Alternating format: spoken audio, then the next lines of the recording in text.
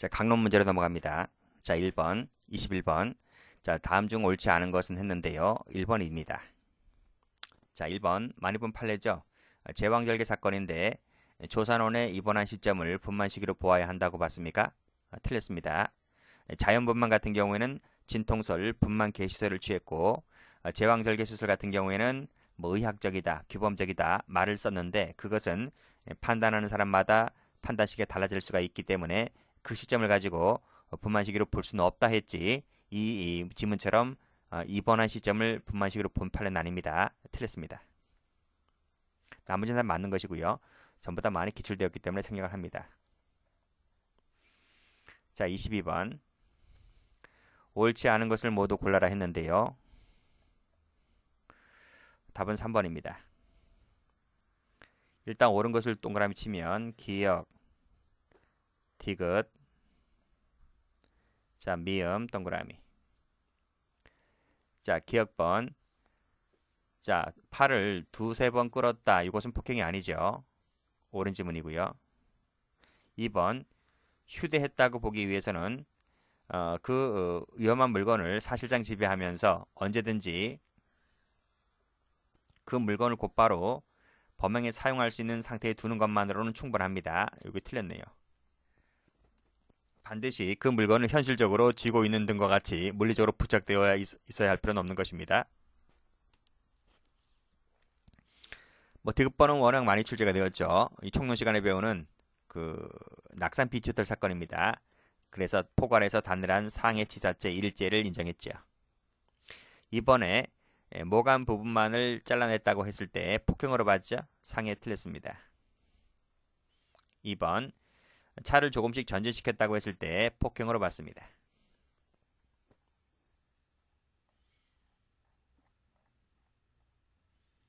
자, 23번입니다. 다음 중 적절한 것은 했는데 정답은 4번이죠. 자, 1번 뭡니까? 낙태죄 헌법 불합치 결정 받은 건 아시죠? 그게 출제가 된 거예요. 요 270조 1항 부분인데 여기서 이 의사 관련해서 헌법에 합치되지 아니한다 했습니다. 그래서 이 조항은 여기 해설 나와 있네요. 해설 보시면 언제까지 2020년 12월 31일까지 이를 시한으로 계속 적용한다고 했는데 국회의원 놈들이 이걸 개정하지 않았어요. 그래서 이 조문은 이제 폐기가 된 거죠. 더 이상 의미가 없다는 부분입니다. 그래서 269조 1항, 270조 1항 요 두 지문은 두 조문은 사문화되었다고 보는 것인데 그것을 출제해낸 겁니다. 처벌할 수 있어요? 없습니다. 또 3번 가보죠. 영아 유기죄 형법 교재에서 삭제된 거 아시죠? 그래서 해설에도 나와 있듯이 지금 이 조문은 삭제가 되었기 때문에 삭제된 거 출제하지 말아야 됨에도 불구하고 삭제가 되지 않은 것처럼 출제위원이 출제를 하고 있는 것입니다. 그래서 단순 유기죄보다 감경된 형으로 처벌해야 된다? 처벌을 할 수 없어요. 삭제되었기 때문에. 자, 부동인 낙태죄 여기 해설 가보시면 269조 1항과 270조 1항이 지금 삭제가 된 것이기 때문에 270조 2항은 엄연히 살아 있습니다. 부동인 낙태죄의 주체는 제한이 없습니다. 그래서 누구나 다 주체가 될 수가 있기 때문에 의사, 한의사 가리지 않습니다. 그래서 옳은 주체가 될 수 있는 것이죠. 틀렸습니다. 4번 다 아실 것이고요. 유기에 준할 정도가 되어야 한다. 옳은 지문입니다. 자, 24번. 체포감금죄인데 옳지 않은 것을 골라라. 2번이죠. 1번 정신병자 많이 출제가 되었고요. 2번은 뭡니까? 엘리베이터로 들어오려고 하자 버튼을 누르고 손으로 피해자의 가슴을 밀어내었다 했잖아요. 지금 팔을 잡고 끌어내려고 해서 이를 뿌리쳤다. 지금 이 남자는 이 여자가 이제 엘리베이터 타고 내려가려고 하는데 이 남자가 가지 못하도록 지금 팔을 잡아 끌고 있는 거예요. 그쵸? 근데 여자가 이제 실랑이를 벌이고 있는 것인데 체포죄는 기수가 아니고 착수입니다. 착수. 지금 잡고 끌어내려고 했다. 이게 실행의 착수가 되는 거예요. 근데 자기 방 안으로 끌고 오지 못했죠. 그래서 기수라고 볼 수는 없고 착수는 했기 때문에 미수에 불과하다고 보는 게 판례입니다. 나머지는 다 맞죠? 25번입니다. 옳지 않은 것을 골라라. 1번입니다. 자, 피해자 주택 대문 앞에 주차만 해뒀지 지금 어떠한 접촉이나 유형의 행사가 없었습니다. 그쵸? 그리고 약간 불편한 부분이 있었긴 하지만 정상적으로 사용할 수 있었다고 하는 것이죠. 그렇기 때문에 강요죄라고 볼 수는 없습니다. 자, 단순히 권유했다는 것만으로는 협박이 되지 않죠. 그리고 상대방은 공무원의 지휘에 따른 직무에 대해서 어떤 이익을 기대하며 그에 대한 대가로서 요구에 응하였다 한다면 지금 협박을 요건으로 하는 강요죄를 구성하기는 어렵다고 하는 것입니다. 다 맞는 지문이고, 뭐 사진 촬영을 했다, 사실 확인서를 진구를 했다, 겁을 준다 할 때 협박이 될 수 있기 때문에 강요죄가 됩니다.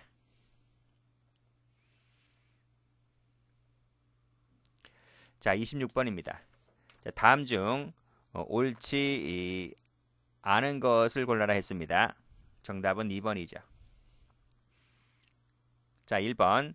폭행 협박의 정도는 불법한 유형의 행사, 이게 폭행이고요. 공포심을 일으킬 정도, 이게 이런 정도가 이제 협박이잖아요. 이걸 쓰거나 이걸 쓰면 강제추행죄 폭행 협박이 될 수가 있는 겁니다. 또 중요한 것은 이거죠.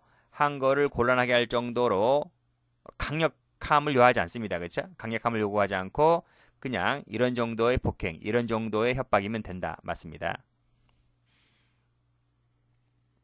자, 2번. 자, 뒤로 몰래 다가가서 성기를 드러내고 지금 소변을 보았습니다. 그랬을 때 강제추행죄가 요구하는 성적 자기결정의 자유가 침해되었다고 보기에 충분하죠. 그래서 이것도 추행죄로 보았습니다. X. 그래서 추행이라고 하는 것은 꼭 상대방의 몸을 더듬거나 터치를 했을 때만 추행이 되는 것이 아니라 이 사건에서 보듯이 지금 노터치잖아요. 노터치라 할지라도 추행이 될 수 있다는 그런 판례입니다. 그런 판례가 이 판례 말고도 몇 개 더 있어요. 그래서 최근에는 노터치라 할지라도 추행죄 성립을 인정하는 판례가 꾸준히 늘고 있다라고 하는 것을 꼭 좀 숙지를 해두시고요. 나머지 다 맞죠? 뭐 3번도 많이 봤을 것이고, 주거침입죄를 범한 후에 강간하였을 때는 두 개의 죄가 경합범위 됩니다. 주거침입죄 하나, 강간죄 하나. 인과관계 있어야 되지만 폭행 협박이 반드시 선행될 필요는 없죠. 간음이 먼저 있고 폭행 협박이 나중에 있어도 강간이 될 수 있습니다.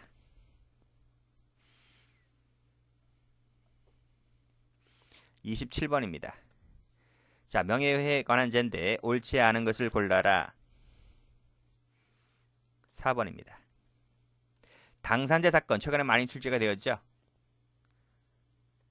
당산제 사건, 이혼했다는 사람이 왜 당산제에 왔느냐라고 하는 것인데, 지금 이혼했다고만 했지 왜 이혼했는지 과정을 얘기하고 있지 않잖아요. 그래서 이것은 사실적시가 아니기 때문에 단순한 의견 표현에 지나지 않아서 명예훼손죄가 되지 않는다고 보았습니다.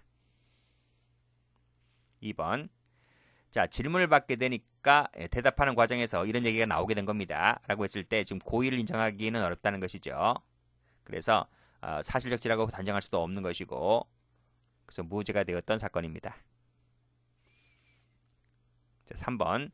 일반의 일부 이익에만 관련된 사항이라 할지라도 다른 일반인들과의 공동생활에 관련된 것이라고 한다면 공익성을 띈 것이라 볼 수 있기 때문에 그때는 310조를 적용할 수 있다는 것입니다. 4번. 정밀 야비한 사람인 것 같습니다 라고 할 때 우리 판례는 이것을 모욕죄라고 보지는 않았어요. 틀렸습니다.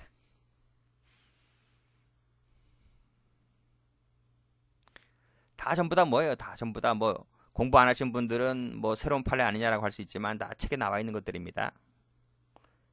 28번 절도죄를 갑니다. 적절한 것을 골라라 했는데요. 3번입니다. 자, 영덕의사 문제인데요. 영덕의사 필요설이 다수설 판례이잖아요. 그렇지만 학설과 판례에 의해서 인정되고 있는 것이고 형법에는 명시적으로 규정되어 있지 않습니다. 그래서 이것을 초과 주관적 구성요건 요소 이렇게 부르죠. 자, 2번 판례 최신 판례인데 많이 봤죠? 사기죄와 절도죄와의 구별해서 요 매장 사건에서 이 지갑이 선생님 지갑이 맞느냐 이렇게 물으니까 지 것도 아닌데 내 것이 맞다고 하면서 지금 가져가잖아요. 그렇죠? 판례가 이것을 절도죄로 보았습니까? 절도죄가 아닌 사기죄로 보았죠. 3번. 자, 어떤 물건을 전미자 의사에 반해서 취급하는 것이 결과적으로 소유자 이익으로 된다 손치더라도 뭐다? 다른 특별한 사정이 없는 이상 그 사유만 갖고서는 영득의사가 없다고 볼 수 없다. 즉 영득의사가 있다고 볼 수 있는 것이죠. 그렇죠? 그래서 이것을 절도죄로 보았다. 즉 어떤 물건을 전미자 의사에 반하여 가져가면 이것이 뭐라고 한다? 절도죄가 된다. 결과적으로는 소유자 이익이 된다 할지라도 그러니까 어디까지는 결과 문제고요. 그래서 행위 당시에 의사에 반하여 가져가면 영득의사가 있기 때문에 절도죄가 된다는 그런 판례입니다. 자, 4번. 이것도 최신 판례이긴 한데 특가법 문제입니다. 그래서 마지막 줄 가보시면 다시 이들죄를 범해서 누범으로 처벌하는 경우에 있어서 이들죄는 앞의 범행과 동일한 범죄임을 요하지 않아요. 굳이 동일하지 않아도 됩니다.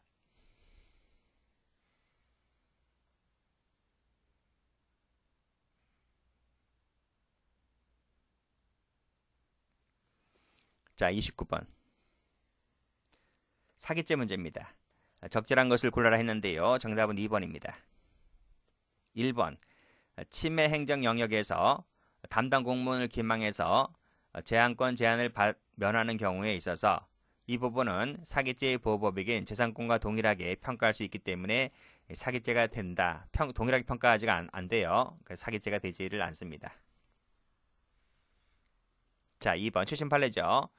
변호사를 선임한 적이 없다. 사실과 다르게 변호사 비용을 기재했는데 그러면 선임한 적이 없음에도 불구하고 이 비용 항목에 사실과 다르게 변호사 변호를 비용했다 하여 이 자체가 바로 사기죄가 될 수 있느냐? 그렇지는 않다는 거예요.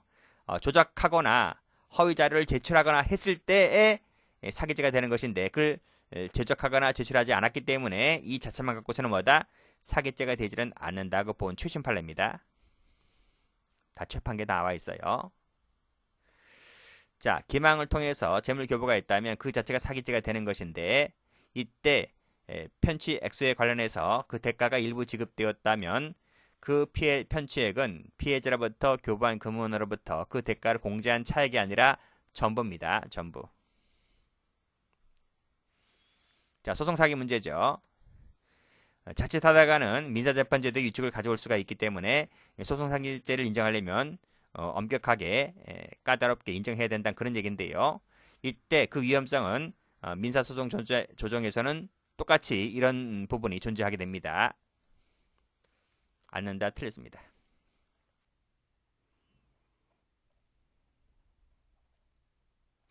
자, 30번입니다. 자, 횡령죄에 관한 설명으로서 적절한 것은 했는데 4번입니다. 자, 1번은 채권 양도 사건이죠. 채권 양도 같은 경우에 판례 변경된 거 아시죠? 그래서 임차 보증금을 반환받아 보관하고 있던 중에 개인적 용도로 사용했다고 했는데 이 돈은 자기 돈이죠. 자기 돈이기 때문에 타인 재물 보관자가 아닙니다. 따라서 개인적 용도로 사용했다 할지라도 횡령죄가 되지를 않습니다. 2번 횡령죄가 되려면 위탁관계가 있어야 되는 것이고 그 위탁관계는 법적으로 보호할 만한 가치가 있을 때 성립한다고 했습니다. 그래서 횡령죄로 보호할 만한 가치가 있는 것으로 한정됩니다. 그래서 한정되지 않는다 틀렸고 명신탁 법리도 여기서 나오는 것이죠. 자, 3번 만인 출제가 된 것인데 그 돈을 공모에 따라 내부적으로 분배한 것을 지나지 않는다고 한다면 그 돈의 수수행위는 뇌물죄가 되는 것이 아니라 횡령금이 된다고 했습니다. 4번은 뭐 워낙 중요한 판례이고요. 이건 불가불적 사후행위할 때 제일 중요한 판례입니다. 그래서 횡령죄가 기수에 이르렀다. 새로운 처분회가 이루어졌다고 했을 때 이것이 뭐라고 했습니까? 매각 등 당연히 예상될 수 있는 범위를 넘어서지 않는다고 했잖아요. 넘어지지 않는다 했기 때문에 이것은 불가불적 사후행위가 됩니다. 여기까지 한 줄이 되겠네요. 즉 매각 등이 아니라면 그 말입니다. 즉 매각 등으로 예상할 수 있는 범위를 넘어서지 않았다는 말은 매각 등이 행해지지 않았을 때는 불사가 되는 것이고 매각 등이 행해졌다면 별도로 횡령죄가 되고 경합범위 됩니다. 그 뜻입니다.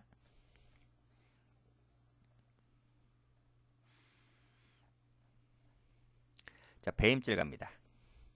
다음 중 옳은 것은 모두 몇 개인가 했어요. 정답은 2번. 자, 기억 동그라미 하시고 리을 동그라미. 자, 기억입니다. 자, 통상의 계약 관계라고 했죠. 그래서 계약을 이행하는 데 있어서 상대방을 보호, 배려할 부수적인 의무가 있다는 것만 갖고서는 배임죄에서 말하는 타인 사무 처리자가 되질 않는다. 즉 통상적인 계약 관계에서는 배임죄가 안 돼요. 자, 2번 지입 관계입니다. 자, 지입이라고 해서 전부 다 배임죄에서 말하는 타인 사무 처리자 하면 틀려요. 배임죄를 할 때 지입 차주와 지입회사가 지입 계약을 체결했는데요. 그때 지입회사 운영자가 이 지입 차량을 팔아먹으면 배임죄가 된다는 논리는 그 지입 차주가 할부금 채무를 완납했을 때를 말합니다. 그래서 완납하기 전이라고 한다면 그때는 배임죄가 안 돼요. 틀렸습니다. 그러니까 어디까지 맞는 지문이냐면 여기까지 맞는 지문이 되는 거예요. 즉 지입계약을 체결했을 때 지입회사 운영자는 지입 차주와의 관계에 있어서 타인 사무 처리자가 되는데 이것은 지입 차주가 할부금을 완납하기 전일 때는 안 그래요. 그러니까 완납했을 때에 배임죄가 되는 것이고 완납하기 전이라면 처분했다 할지라도 배임죄가 안 된다 그 뜻입니다. 이것도 최신 판례이고요. 다 출제가 되었던 것이고 출제가 되었던 게 아니고 제 책에 나와 있는 겁니다. 자, 디귿번 어디가 틀렸을까요? 손해 발생의 유무는 경제적 재산설이죠. 법률적 재산설이 아니기 때문에 법률적 판단에 따른다면 이 말이 틀린 겁니다. 이것을 경제적으로 바꾸셔야 됩니다. 그리고 법률적 판단에 의해서 무효를 할지라도 경제적 관점에서 보았을 때 손해를 가하거나 위험을 초래했다면 배임죄가 됩니다. 틀렸습니다. 3번도 최신 판례죠. 자, 업무상 임무가 있는 갑이 신공항 사업을 반대한다는 이유로 누가? 이 어디 축협 조합원들입니다. 그래서 이 군에서는 이 신공항 사업을 추진하려고 하는데 축협 조합원들이 지금 반대하고 나선 거예요. 그래서 이 군수가 화가 났습니다. 이 사람이 군수거든요. 이 군수가 화가 단단히 나서 그래? 너네 반대한다고? 알았어. 그래서 이 축협에 예치된 금액이 20억 원 있었는데 그쵸? 예치된 금액을 인출했습니다. 중도 해지를 해버리고 그 금액을 농협에다가 재배치해 놓은 거예요. 재예치를 했을 때 이것이 배임죄가 될 수 있을까의 문제입니다. 배임죄 됩니까 안 됩니까? 아니 축협에서 인출을 하고 해지를 하고 다시 다시 예금을 들지 않았다면 그때는 이 군에서 손해가 난 거잖아요. 그치? 지금 정기예금을 중도 해지했고 중도 해지하면 또 이자도 확 준단 말이죠. 근데 그것을 해지로 그친 게 아니라 그 돈하고 이자 플러스 해서 농협에 재예치해 둔 거예요. 농협이나 축협이나 이자가 거의 비슷비슷합니다. 비슷비슷하는데 왜 축협에 하고 농협에 하고 문제는 군수의 이제 인적 관계지, 인적 관계. 그러니까 누구나 친하냐, 절친이냐라고 할 때 축협에 드는지 농협에 드는지는 군수의 문제인데 군수가 축협에 들어줬단 말입니다. 근데 축협이 이렇게 나오니까 화가 나서 계약을 해지해버리고 농협에 들었다는 거죠. 근데 이자가 비슷비슷합니다. 그렇기 때문에 실제로는 손해가 나지 않았단 말이죠. 큰 손해가 나진 않았습니다. 약간 손해가 났지. 그래서 큰 손해가 안 났기 때문에 따라서 이 손해 발생과 이익 사이에 있어서는 아무런 관련성이 없어서 배임죄가 되지 않는다는 최신 판례입니다. 이거 제교재에 다 있어요. 그리고 미음 같은 경우는 동산이잖아요. 동산이기 때문에 타의 처분했다 할지라도 배임죄가 되지 않습니다. 부동산 같은 경우는 배임죄가 되는데 동산이기 때문에 배임죄가 안 됩니다.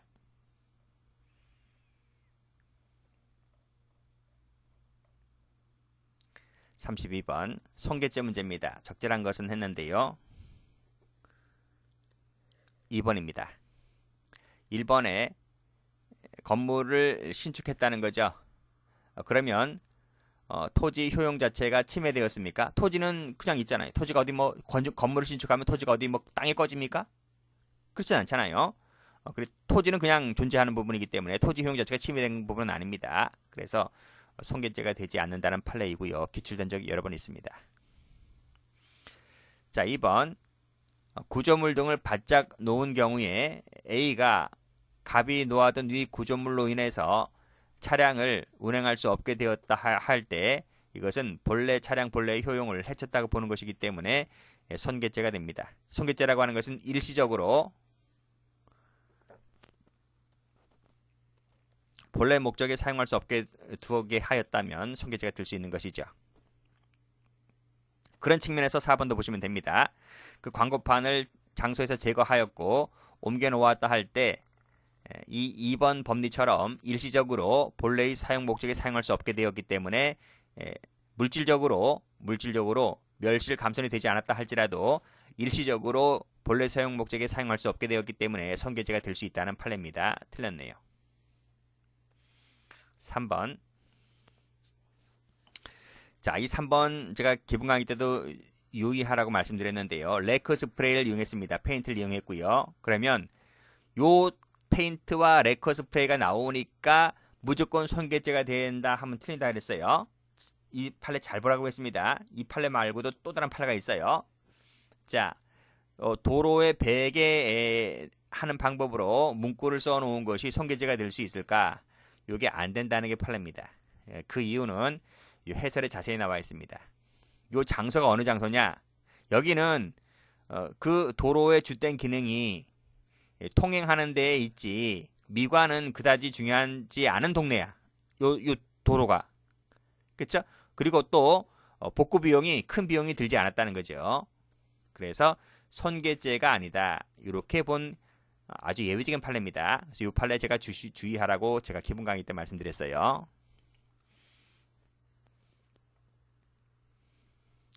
자, 33번입니다. 옳지 않은 것을 골라라. 1번입니다. 1번은 어디가 틀렸느냐면 비신분자가 신분자에게 가담했을 때 33조 본문에 따라서 그 범죄에 해당되는 신분을 얻어오기 때문에 그 범죄의 공범이 될 수 있다고 했잖아요. 정범이 아니고요. 그래서 정범이라는 요 글씨가 틀린 부분입니다. 자, 그래서 여기 소유자 아닌 자도 소유자에게 가담을 하면 33조 본문에 따라서 그 신분자의 신분을 얻어온다고 했죠. 그래서 물건 소유자가 아닌 사람도 그 범죄의 공범이 될 수 있다. 이런 논리입니다. 자, 2번은 여러 사람이고요. 취거운익 손괴가 한 개 행위인데 한 개 행위를 함으로써 여러 사람이 피해를 보았기 때문에 각각의 죄가 되고 행위가 한 번이기 때문에 상상적이 됩니다. 권리행사 방해죄는 최상급 위헌범이죠. 그래서 방해될 우려가 있으면 기수가 됩니다. 자, 4번. 4번도 기본 강의 때 조심하라고 했는데 대표기관이 아닌 대리인이나 이 지배인은 밑에 요 법인이 그 물건을 취급한 경우와 동일하다고 볼 수가 있기 때문에 따라서 별 차이가 없다는 것입니다. 그래서 대리인, 지배인이 이 물건을 가져온 행위는 여기 취급한 행위는 동일시할 수가 있기 때문에 자기 물건을 가져온 경우다 이렇게 볼 수 있다는 것이 판례이고 제가 조심하라고 했습니다. 34번. 옳지 않은 것을 골라라 했는데요. 정답은 3번이죠. 3번도 많이 나왔던 판례입니다. 1번은 단체라고 하는 것은 결합체로서 최소한의 통솔체계를 갖추어야 한다. 맞고요. 단체 조직체가 되려면 장기 4년 이상이라고 하는 건 맞고요. 그리고 조직하는 순간 기수가 됩니다. 그 후 조직하는 순간 기수가 되는 것이기 때문에 그 후 목적한 범죄의 실행행위를 하였는가는 하등 영향이 없죠. 3번 가입 그리고 활동, 사기 각각 죄가 됩니다. 각각 죄가 되고 경합범이 되어버리죠. 법적 경합관계에 있는 것은 아닙니다. 4번 자, 배후에서 일체의 활동을 지휘하는 행위와 전면에서 구성원을 통솔하는 담당자 역할을 분담하고 할 때 그 양인, 이 사람과 이 사람 모두 다 수계로 인정할 수 있다는 요 판례인데요. 요 판례는 제교지 없었어요. 요 판례가 나왔다. 요거 하나 빠지고요. 전부 다 제교지에 다 있던 것들이고요. 답은 쉽게 3번으로 골라낼 수 있는 겁니다. 워낙 출제가 많이 되었기 때문에요. 35번 갑니다. 옳지 않은 것을 골라라 했는데요. 4번입니다. 1번은 집회와 시위 자유는 헌법상 보장된 기본권이죠. 그래서 헌법상 보장된 기본권이라고 해서 무조건 교통방해죄가 될 수 없는 것은 아닙니다. 경우에 따라서는요. 이것이 교통방해 행위를 수반하게 된다면 경우에 따라서는 교통방해죄가 될 수 있다는 판례입니다. 육로라고 함은 일반 공중 왕래에 공용된 장소, 불특정 다수인 차마가 자유롭게 통행할 수 있는 공공성 지닌 장소 맞죠? 자, 3번 교통방해죄는 계속범위죠. 그래서 교통방해 행위를 유발하는 다른 참가자들과 암묵적 순차적으로 공모하여 교통방해라고 하는 위법 상태를 지속시켰다면 그 범죄의 공범이 될 수 있습니다. 자, 4번 현저히 일탈, 통행 불가능, 현저히 곤란, 그리고 교통방해 행위를 유발하는 직접 행위를 하지 않았거나 죄책을 물을 수 있는 경우가 아니라고 했잖아요. 키워드가 뭡니까? 이겁니다. 안 왔다, 이거 안 왔다. 아니다 라고 할 때는 그때는 교통방해죄의 책임을 지지 않는 거죠. 그렇죠? 그러니까 현재 일탈하거나 통행을 불가능하게 하거나 현재 곤란하게 하거나 해서 교통방해를 유발하는 직접 행위를 했을 때 공모 공동정범의 책임을 물을 수가 있을 때에 교통방해죄 책임이 되는 거예요. 근데 그게 아니라면 이 죄도 물을 수가 없다는 것이 판례입니다. 자, 36번. 다음 중 옳은 것은 모두 몇 개인가 했는데요. 정답은 2번. 니은 동그라미, 리을 동그라미. 자, 1번에 법인이 설치 운영하는 것도 전자기록 특수매체기록에 해당됩니다. 틀렸고 2번 원본을 스캐너로 복사를 떴죠. 그래서 컴퓨터 화면에 띄운 다음에 보증 금액란을 공란으로 만든 다음 숫자를 3000으로 바꾸었다고 했을 때 진정 성립된 것을 동일성을 유지한 채 숫자만 바꿨기 때문에 변조가 되는 것이고 이를 팩스로 송부한 것은 행사죄가 됩니다. 자, 디귿번 컴퓨터 자격증의 이미지 파일은 문서가 아니죠. 고정되어 계속성이 있다고 볼 수가 없기 때문에 문서로 볼 수는 없습니다. 자, 1번 위조한 다음 그리고 이를 전송해서 화면상에서 보게 하는 것은 행사죄가 될 수 있습니다. 행사의 방법에는 제한이 없기 때문에 컴퓨터로 전송하는 것도 행사로 볼 수가 있다는 판례입니다. 전부 다 기출된 판례들이죠. 37번입니다. 다음 중 적절한 것은 했는데요. 정답은 1번입니다. 자, 직권남용죄는 직권을 남용했다는 것만 갖고 바로 성립하는 것은 아닙니다. 그래서 직권남용으로 인해서 현실적으로 다른 사람의 법령상 의무 없는 일을 하게 하였거나 구체적인 권리 행사를 방해하는 결과가 발생했을 때 성립합니다. 2번 자, 권리라고 하는 것은 법률에 명기된 권리 하나진 않아요. 법령상 보호해야 할 일체의 이익까지 포함한다고 보는 것이 판례입니다. 틀렸습니다. 그 다음 공법상, 상법상인 것은 묻지 않습니다. 자, 3번 일반 사인을 상대로 했다고 하는 거죠. 일반 사인은 직권에 대응해서 따라야 할 의무는 없어요. 없기 때문에 따라서 그 의무 없는 자인 일반 사인으로 하여금 어떤 행위를 하게 하였을 때는 직권남용죄가 된다는 것이 판례입니다. 틀렸고 4번 직무와 관련성, 필요성에 따라 직무집행 일환으로 행해졌을 때는 비밀 누설에 해당하지 않는다는 것이 판례입니다. 자, 38번입니다. 옳지 않은 것을 골라라 했는데요. 3번이죠. 1번을 보면 많이 나온 판례죠. 당초 임명회의가 무효를 할지라도 외관상 실제로 공무를 수행했다면 공무원으로 본다는 것, 그래서 뇌물죄의 주체를 인정했다는 것이 판례입니다. 2번에서는요.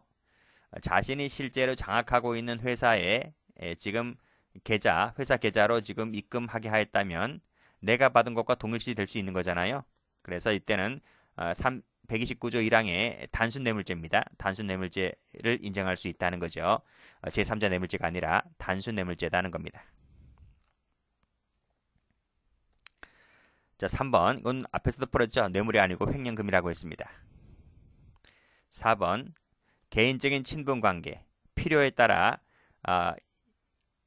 행해진 것이라고 인정될 수가 있다면 직무 관련성이 없다고 보는 거죠. 맞는 질문입니다.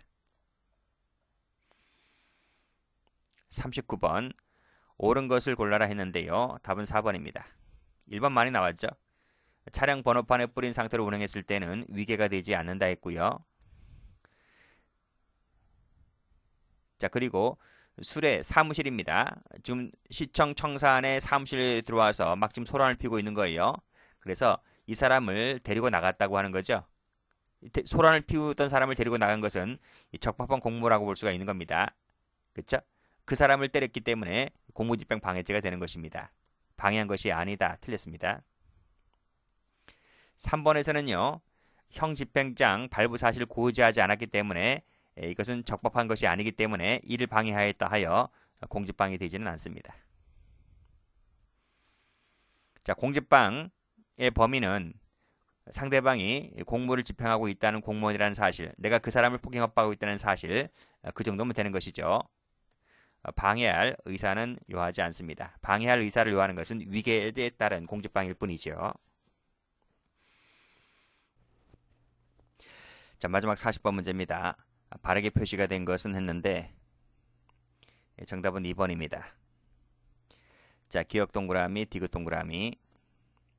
자, 무고죄는 미필적 고의만으로도 충분하죠. 따라서 진실하다는 확신 없는 사실을 신고한 경우도 미필적 고의라고 보기 때문에 이 경우도 무고죄 고의를 인정해 줄 수 있습니다.